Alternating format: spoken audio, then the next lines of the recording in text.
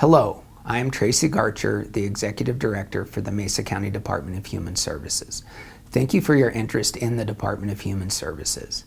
As an agency, our goal is to ensure interdepartmental alignment, coordination, and a collaboration across all divisions. We work externally to remove barriers standing in the way of our wildly important goals, to create positive community relationships, and we work with our state partners on rule, law, and policy to ensure positive local outcomes for our children, families, and adults. Hi, my name is Michelle Trujillo, and I'm the Economic Assistance Division Director. Our division provides stability for low-income families and individuals through the provision of public assistance programs that support food security, access to health care, and financial assistance. This division also includes child support services that assures that children receive financial and medical support from each parent by locating each parent, establishing paternity and support obligations, and enforcing those obligations. Hello, I'm Barb Golden. I am the FOQA Division Director. FOQA stands for Fiscal Operations and Quality Assurance. The FOQA Division provides support and quality assurance for the Department of Human Services. The division provides support through fiscal, administrative, and operational needs of the staff at DHS. We provide policy, procedures, data analysis and research, state security, contract management, welfare fraud investigations, recovery of overpaid benefits, accounting and budget, clerical, purchasing, and other oversight functions for the department. I'm Grant Jackson, Adult Services Division Director. We provide streamlined access to all long-term care services for seniors and individuals who experience a disability or mental illness, as well as protective services for at-risk adults who are being abused, exploited, or experience caregiver or self-neglect. I'm Curtis Englehart, Mesa County Workforce Center Director. We help our customers find meaningful employment and match local talent to our local employers. This is done by utilizing our programs to ensure our customers obtain stability while also helping them eliminate barriers to employment. Welcome to the Mesa County Department of Human Services, and thank you for your interest in our agency and the work we do. At the Department of Human Services, our vision is that Mesa County Department of Human Services is a coordinated, collaborative, respected partner in a healthy, safe, interconnected community where the basic needs of citizens are met in an environment of independence and dignity. The mission of the Mesa County Department of Human Services is to help individuals and families achieve safety, stability, and opportunity for meaningful employment. At the Mesa County Department of Human Services, we have 5 core values that represent our behavior anchors for how we conduct ourselves with each other, our clients, and our community. Simply stated, our values are humanity, balance, honesty, inclusion, and teamwork. Humanity means we value people and the human connection. Balance means we value work-life balance, balanced decision-making, and a balance of innovation and accountability. Honesty means we value being truthful and straightforward. Inclusion means we value the conscious act of including or being included in a group, structure, process, and culture. Teamwork means we value working together effectively and efficiently to achieve a common goal. In the Child Welfare Division, our mission is to strive to ensure timely safety, permanency, and well-beings of the children, youth, and families we serve. Our vision is that child welfare is a collaborative partner with an empowered, supportive community where children and youth are safe, secure, and nurtured in permanent loving homes. The Child Welfare Division provides a continuum of services designed to ensure that children are safe and that families have the necessary support to care for their children successfully. In child welfare, we are tasked with the following: receiving reports of possible child abuse and neglect, conducting assessments with children and families regarding reports of possible child abuse and neglect, providing services to families that need help protecting and caring for their children, arranging for children to live with kin or foster families when safety cannot be assured at home, working with children, families, and our community to ensure timely permanency through reunification, permanent family connections, or adoption. Collaboration is a very important aspect to the work that we do in child welfare. We collaborate with our community to ensure children and families are safe and to ensure the provision of timely and appropriate services to families. Child Welfare collaborates with the other divisions within the Mesa County Department of Human Services to ensure families' basic needs are met. Collaboration with our families is also important in the work we do. Understanding families' needs and strengths through collaborative work helps to ensure we have the right information to help families ensure their children are safe. Our Child Welfare Division employs about 85 staff and is broken down into 3 disciplines: assessment, permanency, and placement and services. Each discipline is overseen by one of 3 managers. In each discipline, there are a series of teams that consist of a supervisor who oversees a group of staff. A Child Protection Community Liaison, or CPCL's, primary duty is to take calls of child abuse and neglect or beyond the control of parent concerns from community members, mandatory reporters, and family members. They will engage the caller in a full dialogue about concerns and strengths of the family in order to make a determination if the information shared meets criteria for a child protection assessment. This duty of call taking is about 85 to 90% of the job and will require you to spend a lot of time on the phone. CPCLs also do the mandatory reporter training in the community, and each CPCL is assigned to certain organizations and agencies to ensure they have the most up-to-date training in recognizing and reporting issues of child abuse and neglect. CPCLs are in charge of conducting the high-level assessments within the Child Welfare Division, which includes issues with institutional child abuse and neglect, such as foster homes, treatment centers, group homes, daycares, and the Division of Youth Services. They also conduct egregious, near-fatal, and fatal levels of child abuse and neglect. CPCLs receive a high level of training and support in order to administer these types of assessments. CPCLs pride themselves on having strong professional working relationships with various parts of the community and work very hard to ensure that Mesa County understands what the Child Welfare Division does for the county. CPCLs are looked at by the rest of the Child Welfare Division as the center of information, and CPCLs can be accessed by other child welfare employees to find family members, access different databases, and be a general support to the other teams across the entire division. A normal working day for a CPCL is a usual 8 to 5, but there will be times that conducting a mandatory reporter training or doing an assessment will take you past 5 p.m. A CPCL has the ability to work from home 1 day a week and can also work 4 10-hour days as part of the alternative work schedule policy. The team consists of 4 CPCLs and 1 supervisor. A senior case manager on the assessment team has one primary duty, and that is to assess the safety of children and youth. They will do this by using an evidence-based safety assessment that allows them to not only look at the specific allegation that a worker was assigned to, but they will also do a global assessment of the family to ensure that children and youth are safe. Along with the safety assessment, a worker is expected to conduct a risk assessment to help with understanding the future risks of maltreatment to the children and youth they assess. If a child or youth is deemed to be unsafe, a worker has the responsibility to exhaust all family or kinship options to mitigate the safety issues, and if that is not possible, they are to initiate out-of-home placement procedures to ensure the safety of children and youth. This will consist of either getting a judge or a magistrate to sign an emergency custody order to the department, or law enforcement signing over temporary custody of children and youth when deemed unsafe. After the initial safety concerns are assessed, a worker quickly moves into getting appropriate services set up for the family to help mitigate any safety or identified risks in the home.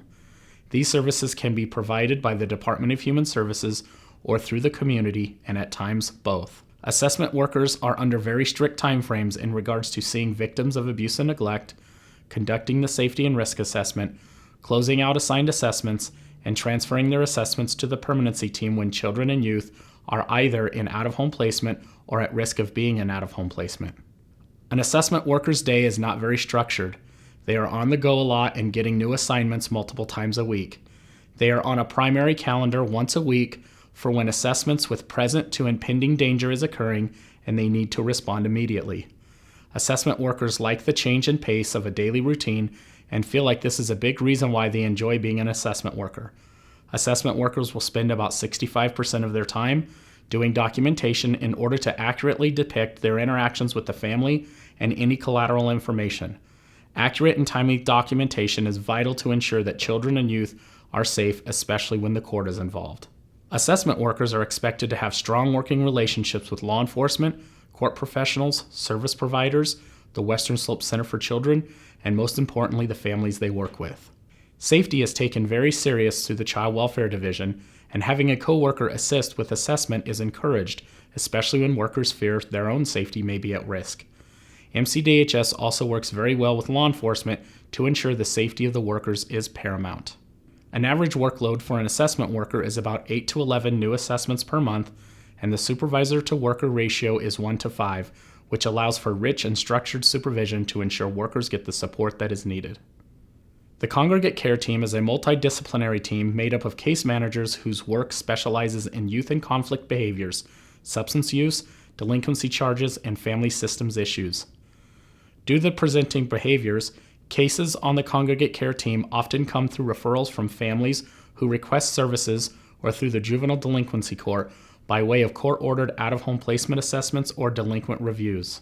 Primary duties include attending court hearings, engaging and conducting interviews with youth and families, writing formal reports for the court, meeting with community agencies, referring families to community services and agencies, advocating for youth and families in settings such as school and court, educating families about community resources, making referrals to placement agencies if looking for placements for youth in MCDHS custody, conducting a minimum of monthly home visits with youth and families, attending family engagement meetings and permanency roundtable meetings, partnering with multiple systems and agencies to ensure the best interest of the youth and family, and for collaboration and continuity of care.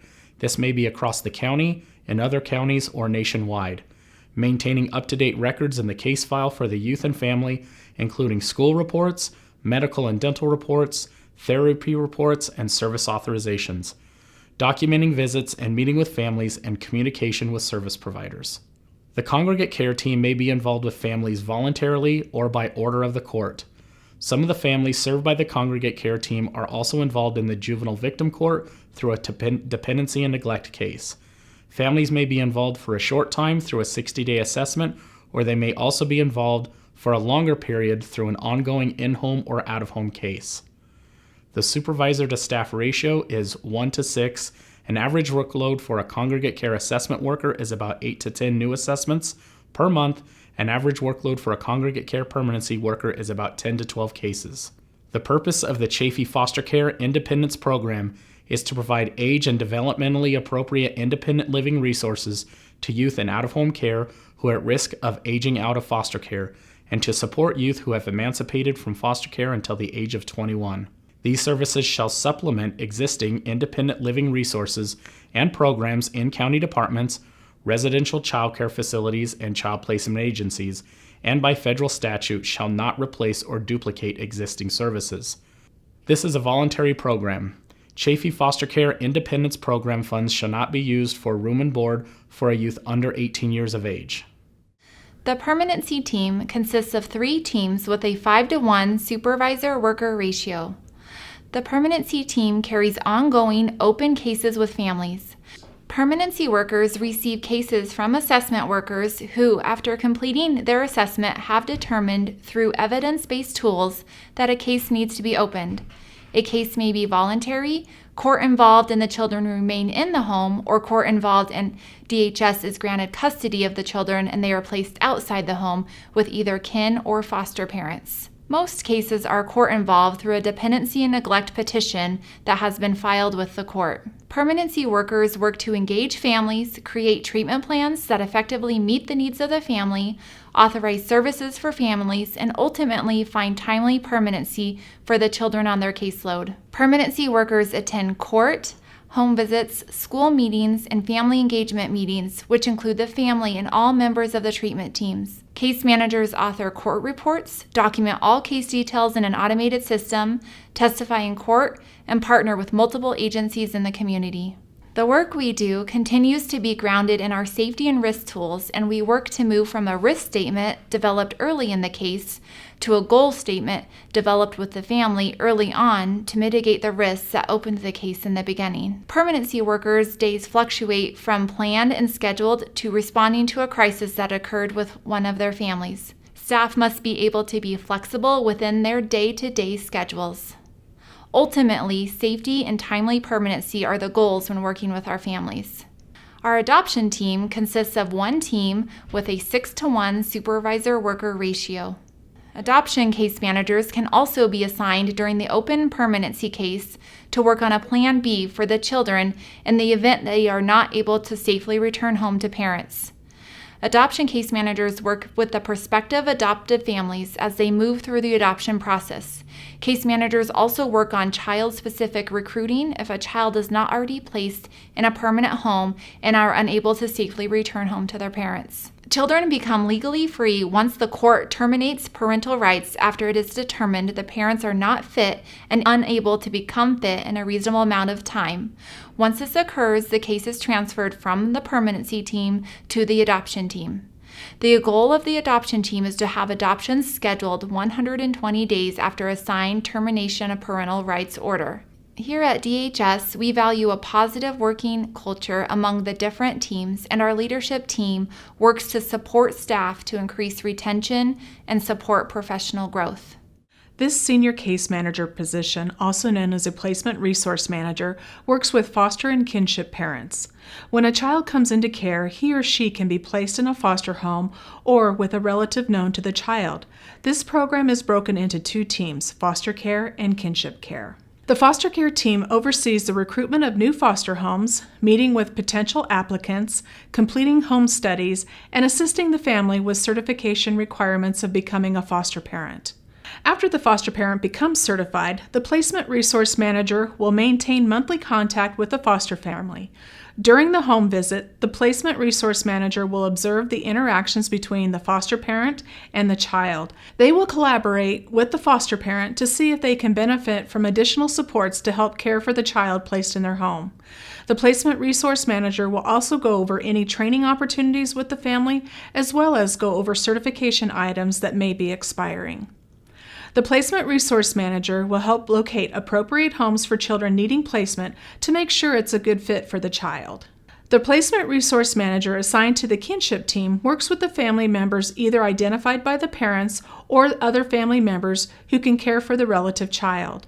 The placement resource manager will complete a home study on the family member, which includes running background checks and conducting home visits. Similar to foster homes, kinship parents can also be certified to receive a stipend to help with the cost of taking care of their relative child. Both of these positions do a variety of duties, including conducting training for foster and kinship families, receive donations from various community partners to help children in foster care, help with recruiting events for prospective foster families, as well as supporting other program goals for foster and kinship families. Mesa County Department of Human Services values collaboration with children and families involved in our system.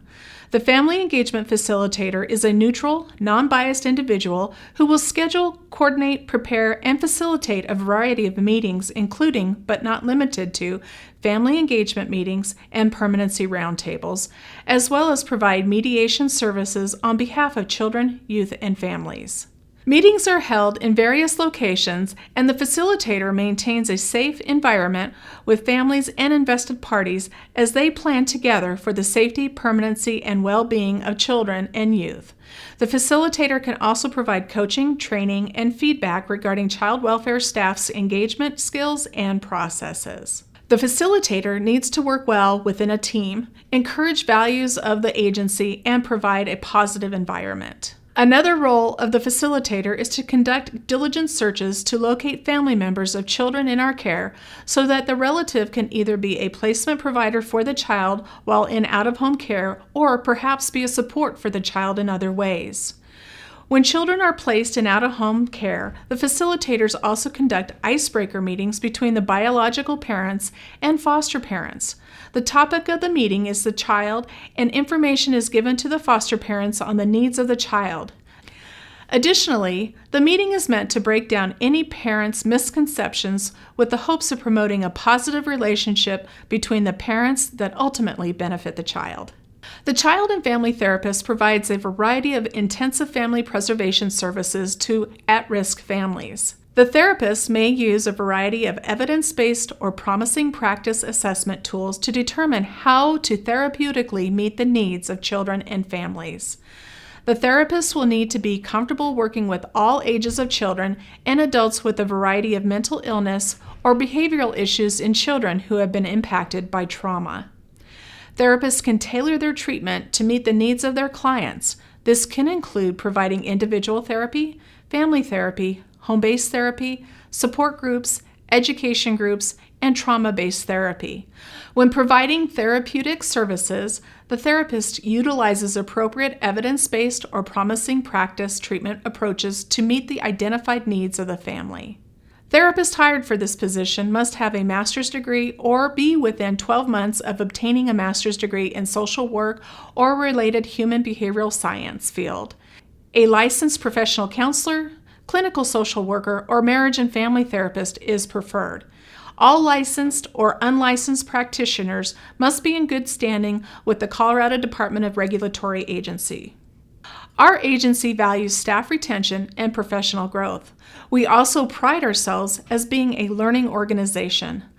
The coaching program's foundation is based on creating a skilled and competent workforce in order to meet the needs of children and families.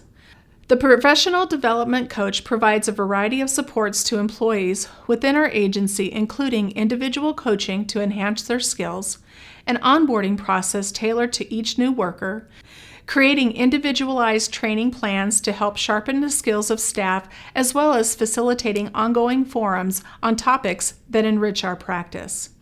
This position also conducts and coordinates research on identified system issues in order to enhance our practice.